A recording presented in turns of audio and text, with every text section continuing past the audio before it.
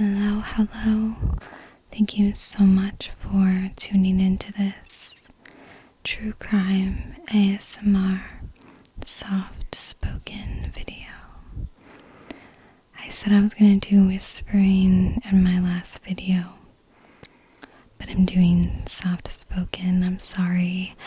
I will eventually do whispering, but definitely main focus is soft spoken. So today we're going to be doing a disappearance case of two sisters. This case is really sad, and I just wanted to shed some light on it and give it the attention it deserves. So today we're going to be talking about Diamond and Tionda Bradley. Tionda was born January 20th, 1991 in Chicago, Illinois. She was described as a lovely young girl who ran track at school, loved dancing, and she even won local awards for her running and gymnastic abilities. At home, she was this awesome big sister, and she particularly had a little relationship with her little sister Diamond. Diamond was born November 25th, 1997.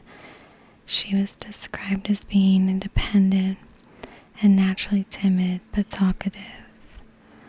Diamond enjoyed eating peanuts and ramen noodles. She was the typical toddler who was expressing things a lot more and learning to regulate emotions, which naturally came out as conflicts between the sisters, which was the very typical dynamic of little sister and big sister. Diamond was always jumping on the couch and sneaking food from others, but they would sing songs together and watch movies all the time. So in 2001, the family is living in Chicago with their mom, Tracy. In this family, there were 4 girls in total. Rita, who was 12, Tionda, who was 10, Victoria, who was 8, and Diamond, who was 3. Tracy had worked to support her children, so it wasn't uncommon for the girls to be home by themselves and for the older girls to watch their younger siblings. So on July 6, 2001, Tionda and Diamond were at the house together. Rita and Victoria were staying at their grandmother's and planning to celebrate Victoria's birthday, which was going to be on that Saturday. Their mother, Tracy, later said she had made plans to take the girls on a camping trip up in Indiana with Diamond's father. Tracy had really instilled the stranger danger safety, and Tionda was very smart. She understood not to engage with anyone they did not know, and it was also expected to not leave the apartment while her mother was at work. On Friday, July 6th of that morning, Diamond's father, George Washington, arrived at the home around 4:30 in the morning. He stayed until he took Tracy to work at approximately 6 to 6:30 in the morning. Tracy and George had an on and off relationship at this time. Tracy was employed at Robert Taylor Park, where she was preparing lunches for the summer camp kids. Their plan was for George to come back after her shift, pick Tracy up, and they would return to the apartment for the girls. Then they would set off for their camping trip. He's then noted as going to his girlfriend's in the morning after dropping Tracy off, and then he went on to visit his mother. Meanwhile, Tracy is at work, and she tries calling the home to check in on the girls. She attempts to call 3 times between 8 and 9 a.m. with no answer. So after no answer, she's wondering what they're doing, but assuming it's still early, maybe they had gone back to sleep. Phone records do indicate that other numbers had called the home, but most went unanswered. Tracy gets off work at 12 and she arrives home around 12:30. When she gets into her home, she begins calling for the girls and gets no response. She begins to walk around and sees a note on the back of the couch. The note was allegedly written by Tionda, claiming that she and Diamond had gone to the store and then the school playground nearby.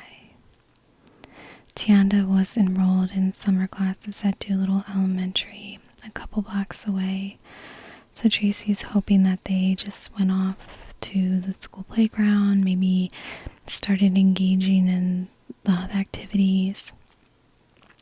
But it is a little off that the fact that she wrote this letter instead of calling. Tionda almost always called her mother. She had her cell phone and she was very accessible. It was also very unlike her to leave in the first place. So Tracy ends up, I believe, calling the school and they let her know they haven't seen the girls. She goes around to neighbors asking if they've seen anything. She begins to call family members, checking in, and once realizing the girls really have not been seen at all, Tracy and the family begin searching throughout the neighborhood and surrounding area looking for the girls.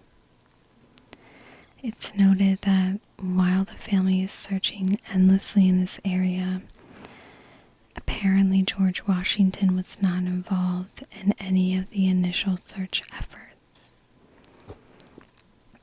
So after being unable to find them, Tracy calls 911 for her daughters at 6:30 p.m. to report them missing. This sparks a massive investigation to search for the sisters. The case was initially treated as a missing persons case, given that there was really no evidence that the girls were actually abducted. A rotating crew of 100 detectives worked around the clock, searching sewers, lagoons, abandoned buildings, factories, digging through the garbage and interviewing 100 sex offenders in the area. Additionally, more than 30 relatives were interviewed. As the search continues, rumors start among the neighborhood about what could have happened to them. Tips also begin to come in to police, which all lead to no further information or clues.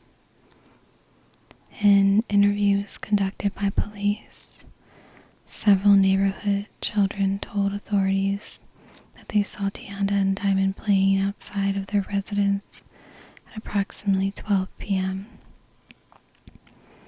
Family suggests it's very unlikely that the girls were taken by a stranger. Both girls were relatively shy around strangers, and Diamond was said to be particularly chatty when she wanted to be, but Tionda was also described as being outspoken and smart for their age. So although they were shy, they would have stood up and, they wouldn't have just passively gone along with things as well. Her great aunt also said that the voice of the note was not in Tionda's usual style. Some theorize that they were taken by someone familiar to them and someone they trusted, who perhaps told them what to write. They said that someone who could have easily managed 2 girls at the same time and was aware that they were home alone without supervision. So the family members really feel that this note was written extremely out of character and that Tionda would have called her mother for permission to leave the house. Tracy's sister Faith then asks Tracy if voicemails were checked. It had not been checked, so Faith listened to the recordings, and a message from Tionda was recorded as saying, Mom, this is Tionda. Pick up the phone. George is at the door. Can I open the door? He wants to get us a birthday cake. So although Diamond's father was named George, so was a man who lived in the apartment as well, who would sometimes babysit. There is an indication that the neighbor George had a nickname she most likely would have called him by, so perhaps this is another George. So as the search continues, police are not able to gather any evidence to lead to any clues. So they begin looking further and keep popping up on George Washington. It's discovered that George and Tracy were recently arguing about the paternity of Diamond. George had always denied her as his child. However, 3 weeks prior to the girl's disappearance, a paternity test confirmed that he was the father. It is also discovered that he was planning this camping trip days leading up to the disappearance, which feels strange to investigators, since there was no indication that he was actually preparing for this trip. He wasn't buying food, reserving any camping spots. He did borrow a small amount of gear that would have not been enough for all 4 of them. It's also a little sketch that Tracy's daughter Victoria had her 8th birthday over this planned trip, but she was not invited. They search his car and discover hair in his trunk on a blanket. It is believed they belong to Tionda. He tells investigators the reason these hairs are there is due to him asking the girls to hide in the trunk while driving to a drive-in movie and avoid paying for extra tickets. On July 12th, 6 days after the girl's disappearance, George Washington had his home apparently searched, and that he was cooperating and allowed them to search his property.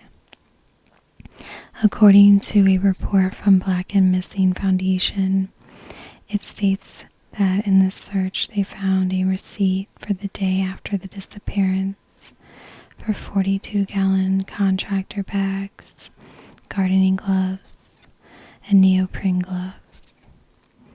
5 of the 42 bags were missing, as were the gardening gloves. A neighbor also reportedly saw him burning something in a 5-gallon drum, but there are other articles that contradict this entire speculation, stating that the neighbor saw nothing suspicious. This is where this case gets frustrating. A lot of the sources and information I could find is sparse or is contradicting, so that's why I'm using the word apparently for a lot of these things, because it's really hard to know what is accurate in this case as well. According to the Black and Missing Foundation as well, it shows that George's phone records show that starting at 4:30 in the morning on July 6th, he made 40 calls over the span of 24 hours. But there was a break between 7 and 9 a.m., which may have been the time they were kidnapped. George was a focus, but never named a suspect due to lack of evidence. So Tracy's mother did voluntarily take a polygraph exam after the disappearance, and she did pass. George also took one as well, which came back as inconclusive. 2 weeks after the disappearance, footage from a store showed two girls walking that matched the descriptions of the girls. They took these images to Tracy to see if she could identify them, but she refused to see these images or to let investigators in. She does eventually go into the station and watch the video. As time passes, there was a note that Tracy became less cooperative with investigators. To me, this isn't necessarily a indicator of anything except a frustrated mother with the entire system and their daughter missing and everything. I can't say that any of these behaviors mean anything except for a mother who's lost their daughter. In March of 2002, an officer went to Tracy to discuss new leads in the case. This resulted in her pushing the officer and being taken to the station in handcuffs. Police started to question her, but her attorney put an end to it. After this, she failed to appear to several appointments with them. But regardless, she is not a suspect in this case. So police look further into other connections in this family. They investigate a man who is linked to the girls as a possible paternal connection. This was an unknown Moroccan man who had been paying child support for Tionda under the mistaken belief that he was the father. Tracy filed a paternity lawsuit against the man a month before the girls vanished. So it showed that he was actually not biologically related to Tionda and had been wrongfully paying child support for some time. It's not clear when he learned the truth, but there was no indication, no further things believed that he had any involvement. Tips still continue to appear ever so often. In 2004, a firefighter said he saw the girls in a park in Indianapolis. Others also report possible sightings, however none turn out to be them. In 2013, a woman from Gary, Indiana contacted the girls' great aunt and said she might have relevant information for the case. She felt compelled to report that on the day, years before her boyfriend returned home clearly upset, saying he made a mistake in talking about killing an unknown female who had seen something. In 2019, a woman from Texas claimed to be Tionda, but it was later proven to be untrue. Police also searched the children's great-grandfather's Wisconsin home, but no evidence was found. Tracy had 2 other children in the years that passed, and sadly their grandmother Mary passed away in 2021. Tionda and Diamond's family continues to search for them. The family continues having gatherings on the anniversary of the disappearance to keep their name alive. They have an active Facebook group to continue outreach. Sheila Bradley, the girl's great aunt, has dedicated her life to seeking justice and advocating for this case. She even organized search efforts for a missing boy at one point. She runs the Facebook group mentioned above. There is an $80,000 reward for information leading to the direct whereabouts of Diamond and Tionda Bradley. You can call Cook County Crime Stoppers or National Center for Missing and Exploited Children at 800-843-5678. If you have any information, you can also contact the Chicago Police Department at 312-747-5789. So here are the theories in this case. Some reports say that the children in the neighborhood were testifying that they saw the sisters playing and that they were there around noon. But none of the faculty or staff at the school confirmed seeing them. So this is interesting. Obviously, it's children. They could have mixed up the days or, just remembered seeing them at the playground at some point. Or they were there at noon. So there might be this possibility that they were kidnapped while outside of the apartment. They did leave a note for their mother and go out and was on the playground and was abducted while out there. So there's also speculation that maybe he kidnapped them and made them come back and write the letter, but this is kind of going more towards that idea that the note was so unnatural for Tionda. Another scenario is that someone had taken them from the apartment and had them write the letter, maybe let them play outside on the playground for a little bit, and then continued the abduction. The other thing is, like I said, the children's accounts were just incorrect. So the front door was locked, so someone had to lock it behind them. So this is a little odd for someone who may have been quickly abducting the girls, or a stranger. Somebody who was a stranger and was probably in a hurry would not have maybe taken the time to make sure the door was locked unless it was automatically locked. But according to Nancy Grace, the voicemail was documented as saying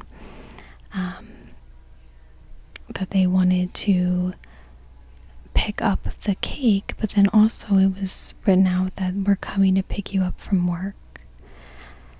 It's not reported everywhere, where again, none of these facts can be concrete, unfortunately, but in that last part of we're coming to pick you up from work does kind of indicate Diamond's father, George.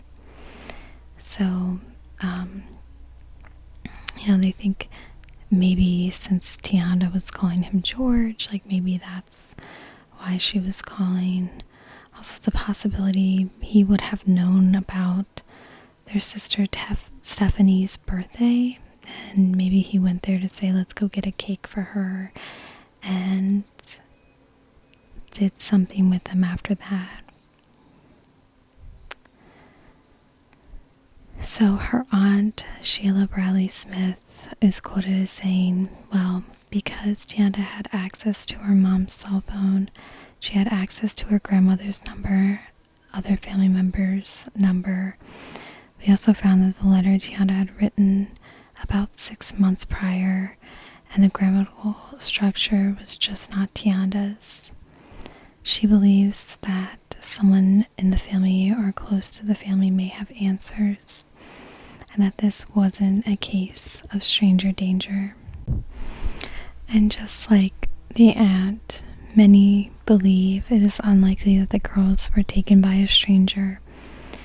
Both girls were relatively shy around strangers, and it was very unusual for her to have written a letter. So it really is strongly felt that somebody they knew may have guided her on how to write this letter,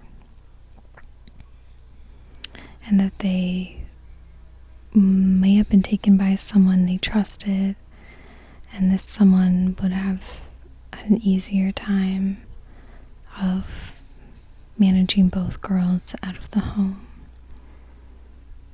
So this case may come down to, was it a stranger who either kidnapped the girls in the home or while they were playing on the playground, or someone that they knew? It's been 22 years since the girls have disappeared, and there's still no answers.